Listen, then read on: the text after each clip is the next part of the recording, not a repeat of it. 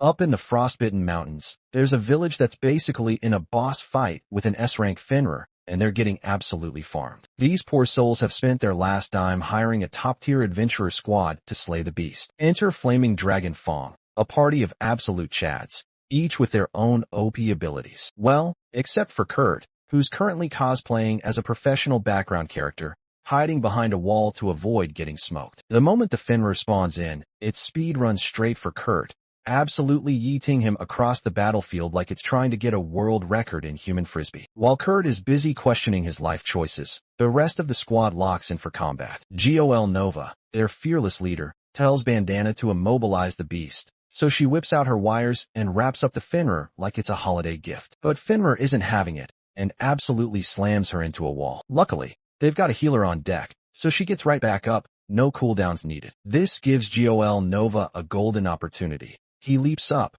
ignites his magic sword, and turns the Fenrir into a burning pile of regret. The villagers, still in broke mode, scrape together what they can to throw a party. But Gol Nova takes one bite of their food and nearly rage quits life. Instead, he demands that Kurt cook him a proper meal. Bandana chimes in, saying it's their last chance to enjoy Kurt's cooking, which makes Kurt pause. Why?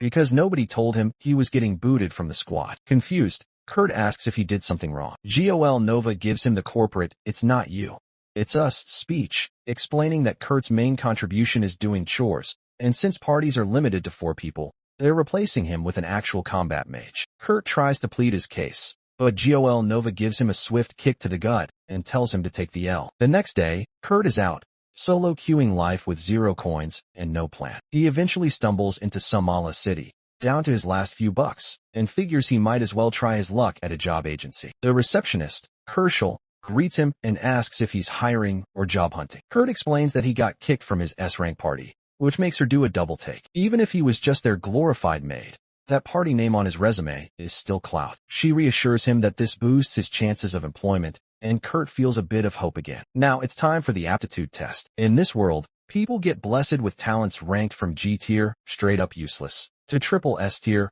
broken OP. If Kurt's lucky, he might finally unlock his main character potential. Spoiler, he's not lucky. Every combat skill on his sheet is ranked G tier. Man can barely hold a sword without looking like he's about to drop it on his own foot. His battle dreams shatter instantly. Herschel tells him not to lose hope. Maybe he's got talent in a trade like blacksmithing or alchemy. Problem is, the guy who tests for those skills is out for the week. Kurt panics. Bro doesn't have a week. He's broke now. Seeing his desperation, Herschel asks him to lift a sandbag to test his physical strength. As soon as he touches it, he gets a weird feeling, like it just drained a bit of his mana. Still, he lifts it with no issue. Herschel figures he's strong enough for construction work and suggests he head to Take-On, where they're hiring workers to repair city walls. She even writes him a recommendation. Kurt, grateful as heck, doesn't waste any time. He rolls up to the construction site, and the manager, who's desperate for workers, hires him on the spot. His job?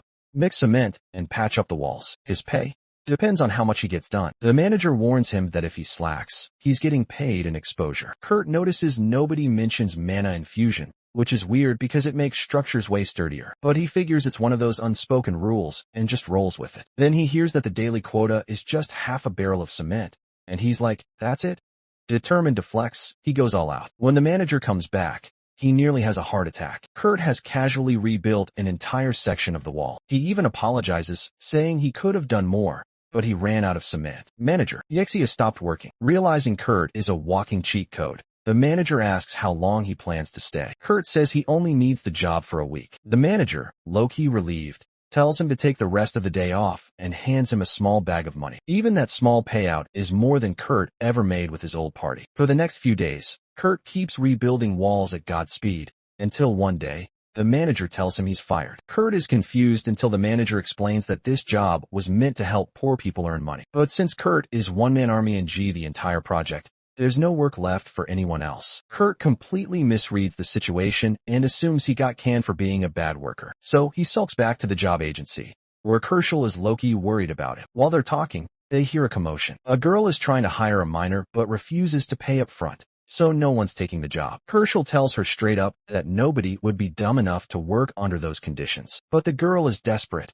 If she doesn't pay her taxes by the end of the week, she's losing her mind. Kurt, still in job hunting mode, steps up and volunteers. The girl, Yalisha, side-eyes him, saying she was hoping for a buff dwarf, not a twig. But since she's broke, she begrudgingly agrees. They head to her campsite, where Kurt realizes there's only one tent. Yalisha casually suggests they share, but Kurt nopes out, saying he wouldn't be able to sleep next to a cute girl. Yalisha, thinking he's just trying to butter her up, gets annoyed. But when she realizes he was being 100% serious, she hands him a boiled potato for dinner. Kurt, who hasn't had a meal prepared for him in forever, appreciates it more than he probably should. That night, Yalisha intentionally goes to bed in her underwear to see if Kurt is a creep. But when he immediately dips outside to sleep under a tree, she realizes he's actually a decent dude. The next morning, she spots Kurt fixing her jacket and starts wondering if he's really built for mining. But it's too late to back out now. When Kurt asks where she planned to dig, she admits she was just gonna dig at random and hope for the best. Kurt facepalms. He then casually finds a rock full of gems in 5 minutes. Yalisha is shook. If she sells these, she can finally pay off her debt. But Kurt stops her. Raw gems are worth less than magic crystals. Problem: only 10 people in the entire kingdom can make magic crystals. Kurt, without a word, casually makes one in front of her. Yexia has stopped working. She takes the crystals to sell and gets 500 gold, which is insane money. Meanwhile, Herschel gets a bank transfer of Kurt's wages, 200 gold, way more than expected. As she processes this, she trips over the mana sandbags, which triggers a realization. Those bags only get heavier if you have ridiculous mana reserves. Kurt had struggled to move them earlier. Kurt might just be cracked beyond belief.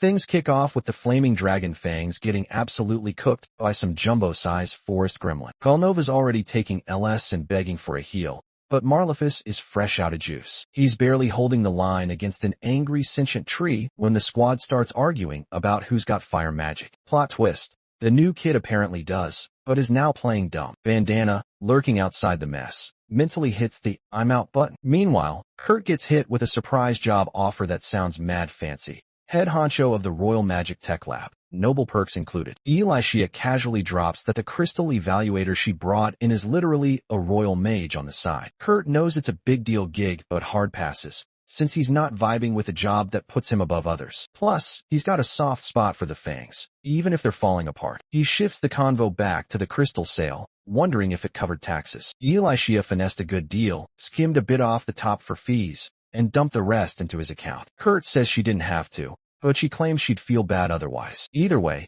she's already planning her next mining op and expects Kurt to be her ride or die. Kurt's hyped, especially since he just found a promising mineral vein. Boss lady side-eyes him for not sleeping enough. But plot twist: he got a whole 6 hours and even built a house before passing out. Kurt, thinking she's mad he overslept, vows to grind harder to make up for it. Later, Kurt shows Elisha a new mining spot. She's not seeing the hype until he explains it's all about mountain structure.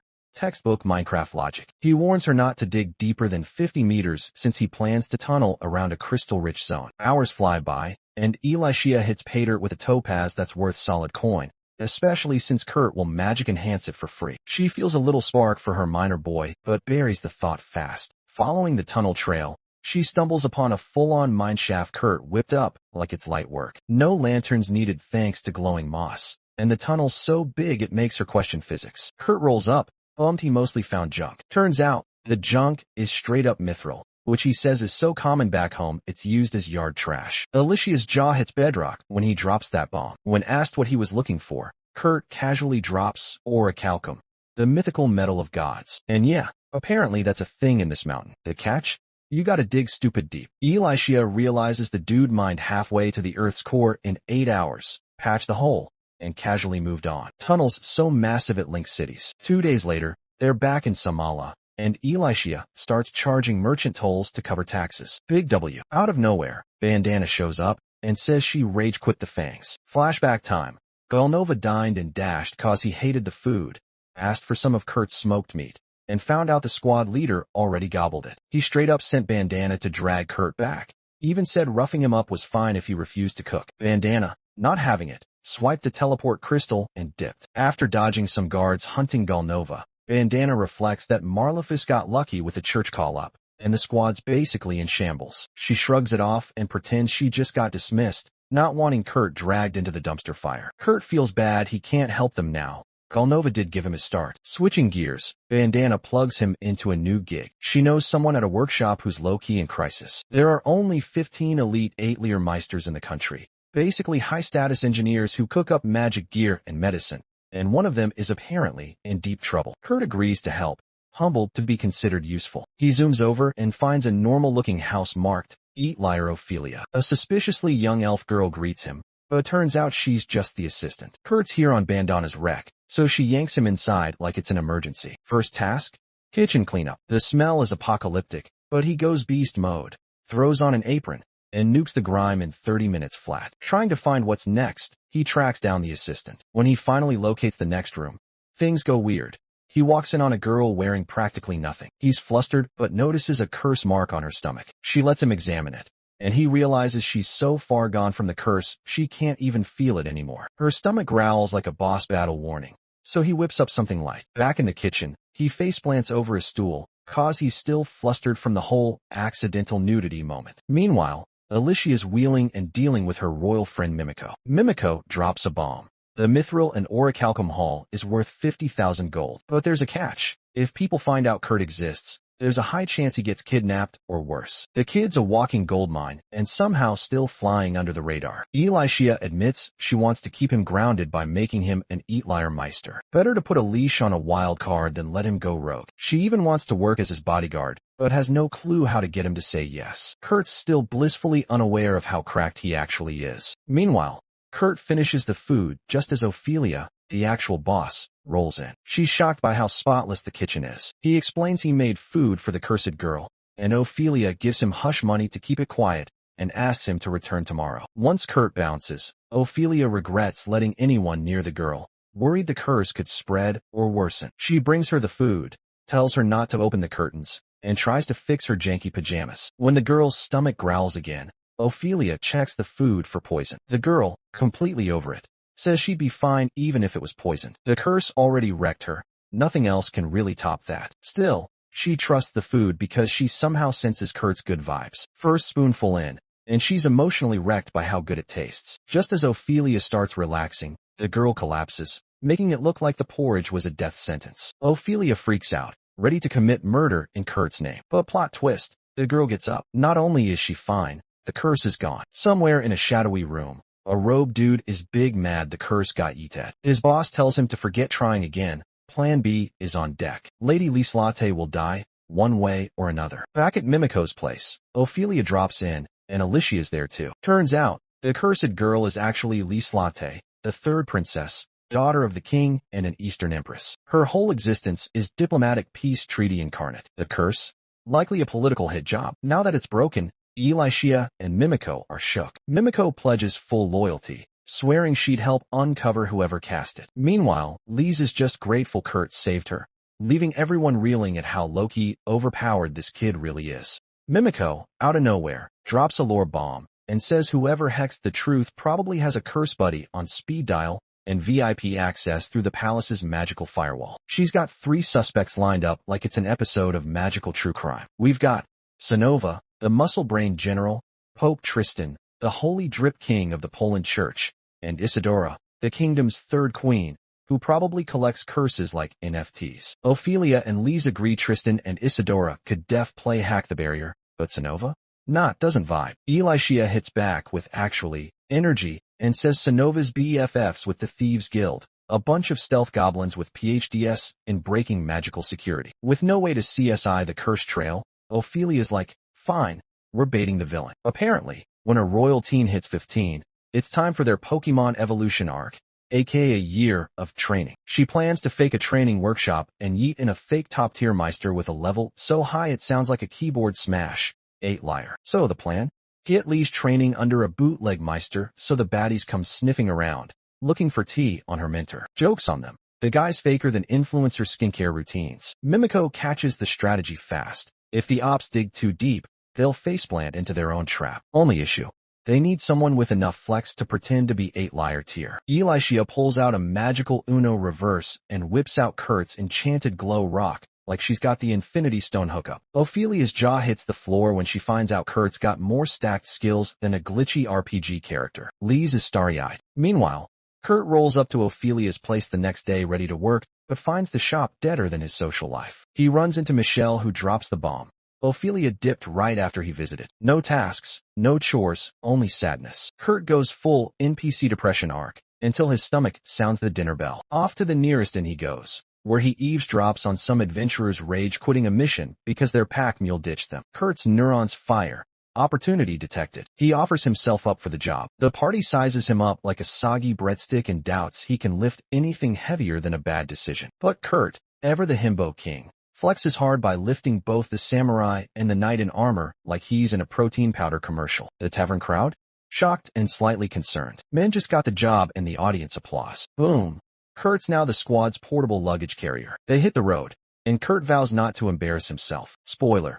He immediately steps on a slime and gets body blocked by gelatin. Cena, the ranger, tells him to stab its glowy bit. Kurt instead shanks himself. Not ideal. Cena finishes the job and mentally files Kurt under high-maintenance loot box. He apologizes, expecting a roast session, but the adventurers are like, bro, relax. You're just here for backpack duties. We got the stabby parts. Kurt, who's used to toxic teammates, short circuits and starts crying like someone just gave him an emotional support party. Wipes tears, respawns mentally, moves forward. They get to the cave, and Cena tosses some bioluminescent salad around to light the place up. Kurt sniffs out goblin doo-doo like a fantasy truffle pig. The adventurers casually say they can handle 1 or 2 goblins, but if more show up, it's time to run. Yexi. Of course, a goblin appears, gets deleted, but pulls a raid horn before going down. Soon, the dungeon echoes with angry goblin screeches, and the group realizes they've been flanked like low-rank chess pieces. Kurt, somehow, finds a secret door. Game changer?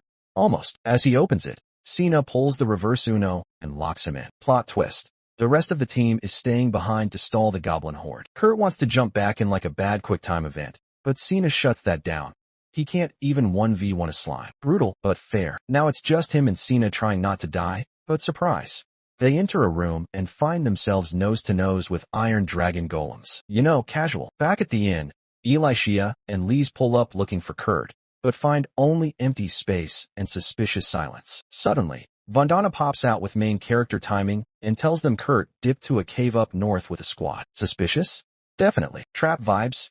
Sky high. Elisha goes anyway because plot. Lise insists on joining and Elisha, after sighing enough to create wind magic, agrees. Lise then proceeds to Sherlock her way forward using her nose. Yeah, homegirl activates sniff mode and starts wall huffing like a bloodhound with a crush. Elisha is not okay. Anyway, they hear combat up ahead and power boost to rescue mode. Elisha drops in like magical Batman and saves the 2 adventurers mid-fight, earning at least 3 friendship points. Meanwhile, Cena is deep in a spiral over the Iron Dragon golems, which are just chilling menacingly. She thinks her party's sacrifice was for nothing. Big sad. Kurt, however, enters anime mode. Calmly walks up to the golems like he's about to drop a mixtape, dodges their attacks like a dodgeball pro, and then obliterates their metal tails. One golem tries to swipe back, but he counter-smacks its head off like a Beyblade. Cena watches all this, internally malfunctioning. She's like, what kind of Minecraft PvP nonsense did I just witness? And Kurt casually says he used to mine these things back home, like it's a side hobby. Elisha busts in right after the beatdown and Cena, still rebooting,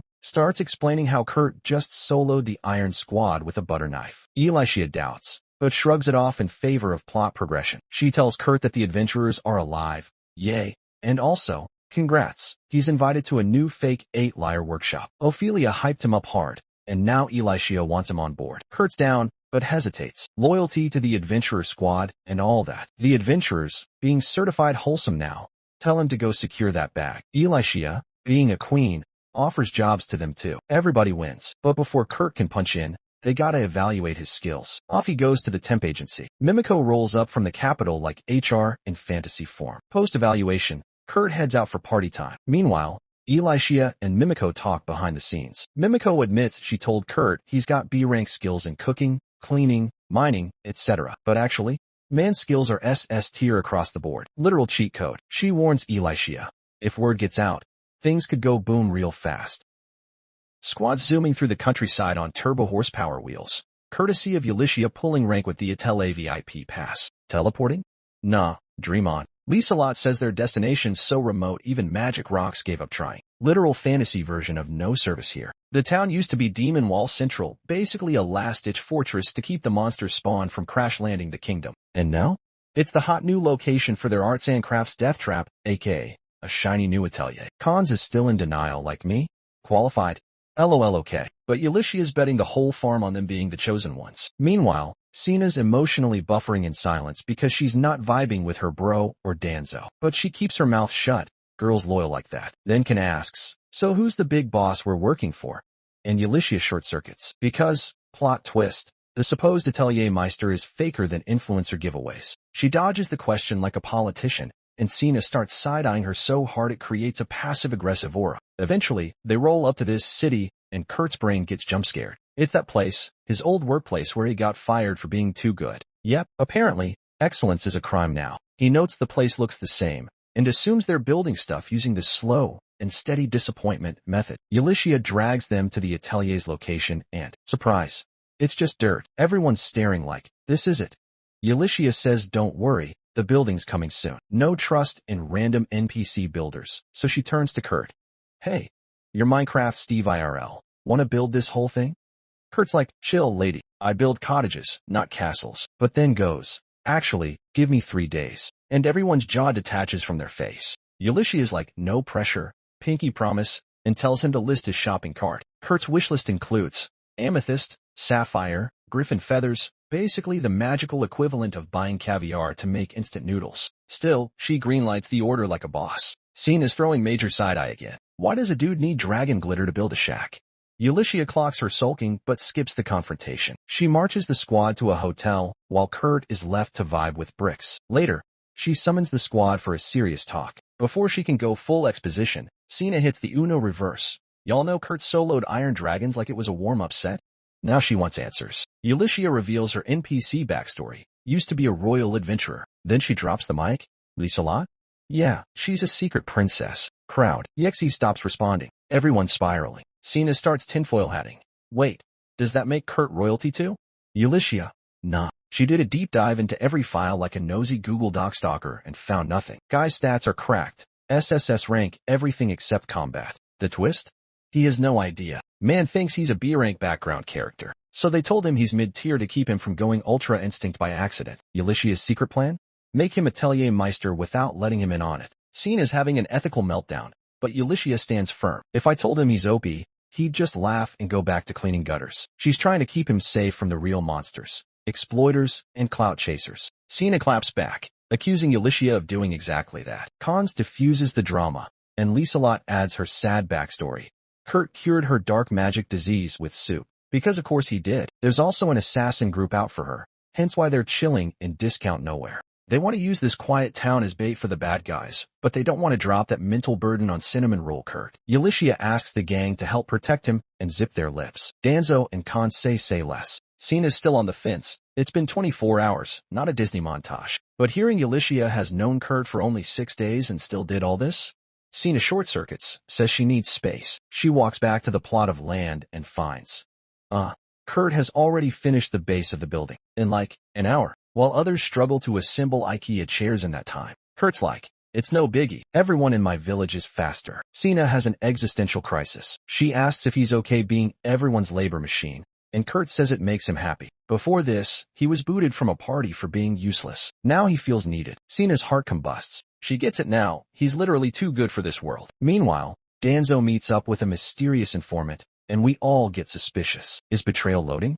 No, he's investigating the previous dungeon fiasco. Turns out a guy named Bibinoke, yes, real name, unfortunately, is behind it. The man's a walking identity fraud who sets up scam quests for cash. He tried to send Team Sakura to the Shadow Realm. Danzo thanks the snitch, files the grudge, and exits stage left, right into Bibinoke at a bar, failing spectacularly to flirt. He's salty the group survived. Thinks it'll be fun to take them down again, now that they're royal adjacent. But karma's got hands. Danzo pops up like a horror movie jump scare. Bibinoke eats himself into a sprint, but gets tripped by the informant's string trick. Lands. Danzo sword flexes and basically says, touch my friends again, and you'll be soup. Bibinoke melts into a puddle of cowardice. The informant's like, you should have ended him, and sends him off to be someone else's problem. She gets a pigeon DM from her boss and suddenly decides to check out Kurt's hometown. Cut to a new frozen-looking lady entering the scene. Foreshadowing unlocked. Flash forward. The squad returns to the build site expecting unfinished chaos, and boom. It's a whole dang mansion. Like luxury Pinterest board levels. Trees have fruit. Flowers are blooming. Someone check if he added cheat codes. Lisa Lot declares this is her future dream house. Yulishia slaps that down fast. It's an atelier, not a honeymoon suite. They step inside, and Kurt's all, sorry, I didn't have time to prep a welcome party. Buddy, you built a palace. You win. He gives the house tour. Water system powered by sapphire crystals? Check. Bread scented air? Probably. Bed stuffed with griffin feathers? Yeah, apparently. Lisa Lot says it smells like him. The others initiate a vibe check. Kurt points to the master's office and asks when the boss is showing up. Yulishia lies with a straight face. Then he says he'll sleep in the kitchen because he's just a cleaner. Entire squad screams in 17 languages. 2 hours of group convincing later, he finally agrees to temporarily use the atelier master's room. This boy is allergic to self-worth. Yulishia remembers Lisa Lot is basically a magnet for curses, so she pulls out talismans from her buddy Mimiko and sticks them all over the place, especially outside Lisa Lot's room. Princess thinks her mystery soulmate is finally making a move, flings open the door. Just Yulishia. Mutual disappointment ensues. Next morning, Lisa Lot's got her flirty cosplay on, catching Kurt mid-breakfast prep. Yulishia walks in. Cue another disappointment. The rest of the team wakes to the scent of fresh bread and brewed tea. They feast like royalty. Except Kurt's missing. Yulishia finds him outside scrubbing off all her talismans, every single one. She sprints over, but it's too late. Kurt has successfully removed all of them except one, which he's halfway through wiping. Talismans that Mimiko said were uncleanable. Well, she panics, makes up a story about random graffiti goblins. Kurt believes her instantly. Now she has to figure out how to keep Lisa Lot from getting cursed again. Check out these videos on screen and subscribe for more.